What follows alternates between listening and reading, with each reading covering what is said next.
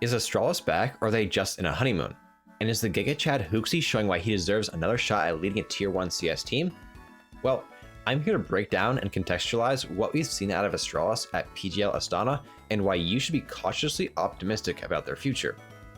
So I'm writing the script for this video while watching their match versus Navi, and I can confidently say that they have already exceeded expectations for this tournament just by making the playoffs. However, while that is quite exciting for Astralis fans, it doesn't come without asterisks. First, we're gonna have to look at the teams they had to play to get this far. Astralis first had to play Audic, a middling, not really relevant Brazilian team, and while they did take the series, their blowout loss on the second map was quite concerning. Astralis then went on to play another Brazilian team in Pain, who was playing with their coach. After they dispatched Pain, they had to play the Juggernaut tournament favorites in Spirit. They were never going to win this match with only 9 days of practice, so I'm not going to hold this against them. But it is worth noting that they only won 12 rounds total in this series. And as for their last game in the groups, Astralis matched up against Virtus Pro. If you haven't been watching or keeping up with VP these last few months, I don't blame you. They play a very ugly and disappointing brand of Counter-Strike that leaves you feeling like you just got scammed by watching, even though the games are broadcasted for free. The match between these two was not for the faint of heart. It was dirty, grimy, and filled with plenty of mistakes between both teams. This match could have gone either way. I actually thought VP was going to take it, but then they lost a 4v2 clutch because they just didn't defuse the bomb. However, I will give props to Astralis here. They have had only 9 days of practice with Hooxi, and this is the type of game they would have lost in the old lineup with Cadian. I wouldn't say I'm a Cadian fan or anything, but I've always wanted the guy to do good. Astralis picking him up a few months ago instead of Hooxi was very puzzling, especially considering the history with Stan and Yabi. Speaking of Hooxi, he's playing quite well so far in this tournament. He's put up a .98 at the time of this recording, he has gotten some crazy multi-frags, and even carried them on some maps, which is a major upgrade from when we last saw him on G2. If y'all remember, at the end of his tenure with G2, he is actively hindering the team with how bad he was playing, and there's a reason they got better when he wasn't there. But here in Astralis, he looks like a completely different player who has adapted to CS2. With all that being said, I am not completely sold on him yet. As a hater, it is my responsibility to criticize everything and everyone, and with Hooxi, an uptick in performance is expected and unsustainable. Let me explain. This is a guy who has been doing nothing but grind deathmatch and pugs for almost a year. Of course his aim has improved.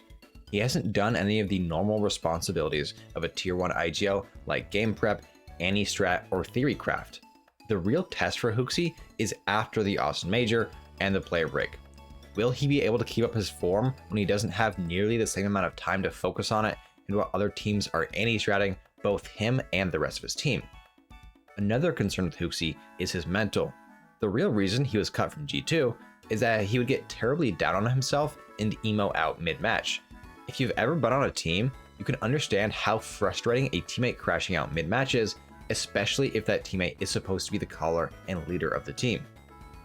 This is also why I'm not completely sold on Astralis being back yet either. We'll have to see how they deal with adapting and changing their game once they've been anti-stratted and countered, something that won't happen for months since they didn't make the major. But looking ahead to the future, what expectations should we have for them in the second half of the year?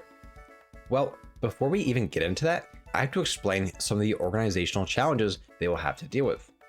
In case you didn't know, the Astralis brand is actively being sold as they are struggling financially.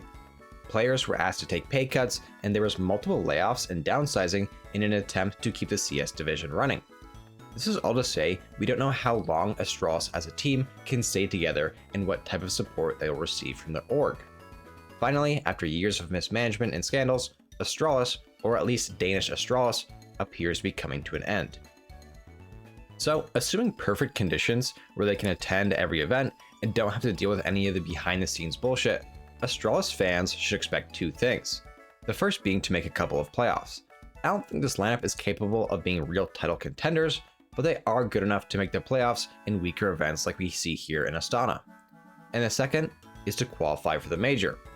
The Cadian lineup missed qualifying through the MRQs by just one spot, and this iteration of the team is better. I know we've been saying it for years now, but Astralis really should make the major. If Astralis gets sold, all bets are off.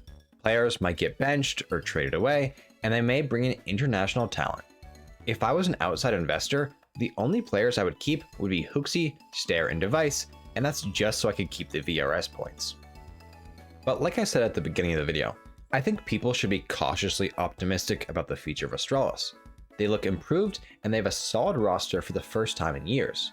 But without any real in-server challenges, it is hard to gauge how good they really are.